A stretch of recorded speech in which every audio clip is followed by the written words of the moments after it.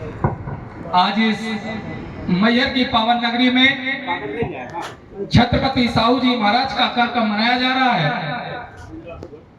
साथियों, छत्रपति साहू जी महाराज छत्रपति शिवाजी के पौत्र थे। ये आप लोग सभी लोग जानते हैं। जैसा कि आप लोग जानते हैं कि 19वीं सदी में फूले जी के जाने के बाद एक ऐसे राजा छत्रपति साहू जी का आना हुआ कि जिससे हमारे लोगों को कहीं ना कहीं काफी सारी सुविधाएं मिली। छत्रपति साहू जी का जन्म 26 जून सन 1874 को हुआ था। साथियों, अपने जन्म के 20 साल के बाद ही 1894 में उन्हें कोल्हापुर का राजा बनाया गया। 26 जून साथियों, 26 जून आज का जो दिन है वो भी बताऊंगा मैं। आज का दिन है जो आरक्षण दिवस के रूप में मनाया जाता है। 26 जुलाई सन 1902 में आरक्षण दिवस के रूप में मनाया जाता है।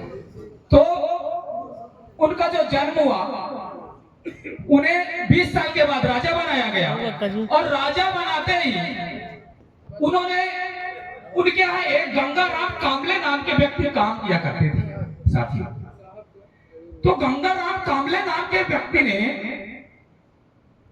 तालाब में पानी पीने गए तो वहां के ब्राह्मणों ने उन्हें मारा और पीटा और सजा दिया।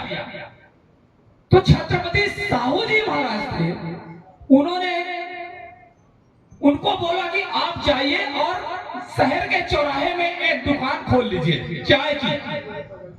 जब उन्होंने शहर के चौराहे में उनको दुकान खुलवा दिया तो छत्रपति साहू जी महाराज सबसे पहले उनके चाय की दुकान में चाय पीने गए।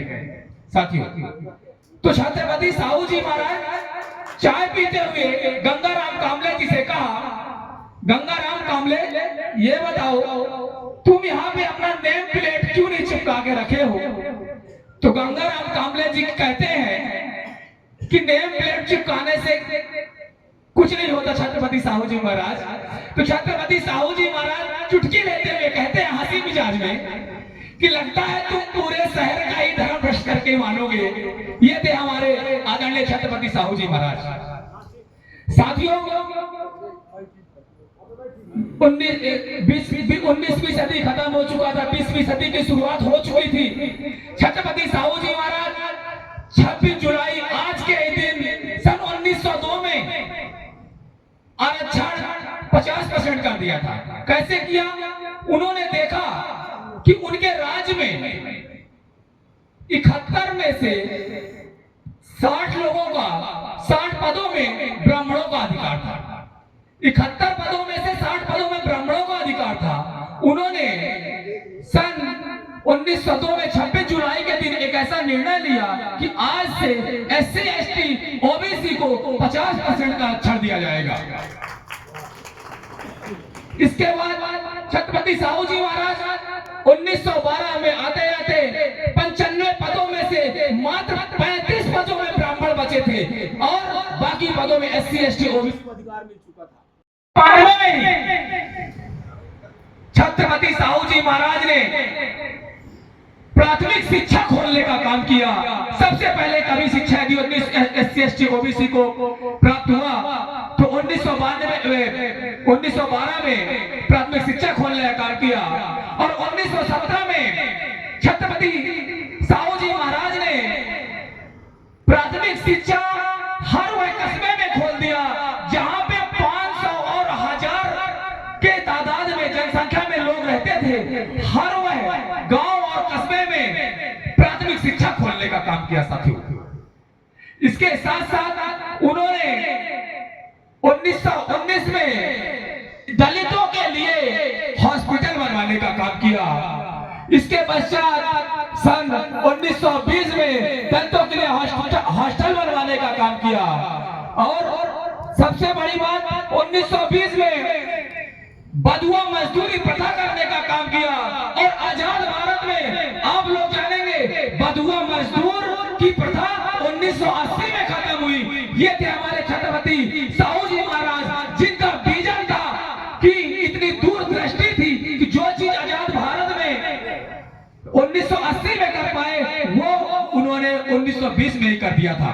साथियों, छत्रपति साहू जी महाराज के बारे में जितना भी हम बोलेंगे काफी कम है, परंतु सब वक्त आएंगे बोलेंगे। और छत्रपति साहू जी महाराज ने, यदि हमारी यहाँ महिलाएं बैठी हैं तो आप जान ले कि 1920 में ही महिलाओं को संपत्ति का अधिकार दिला दिया था। 19 अपने राज्य में 1920 में ही। 1921 में बाबा साहब भीमराव अम्बेडकर जी छत्रपति साहू जी महाराज के लिए खत लिखते हैं कि साहू जी हमें आर्थिक मदद की आवश्यकता है। छत्रपति साहू जी महाराज ने 3 दिवस के अंदर ही खत में आर्थिक की मदद करी और साथ में ये भी लिखते हैं कि यदि आपकी पत्नी को और बच्चों को कुछ आवश्यकता पड़े पैसे की या आर्थिक मदद की, वो भी मैं आपको करने के लिए तैयार हूं।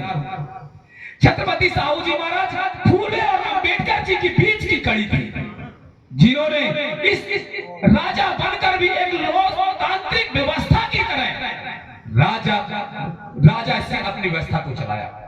बहुत बहुत धन्यवाद। दूर दराज से सभी आए हुए बड़े बुजुर्गों को चरण छूकर कोटि कोटि प्रणाम करता हूं। जय हिंद, वंदे मातरम, जय संविधान।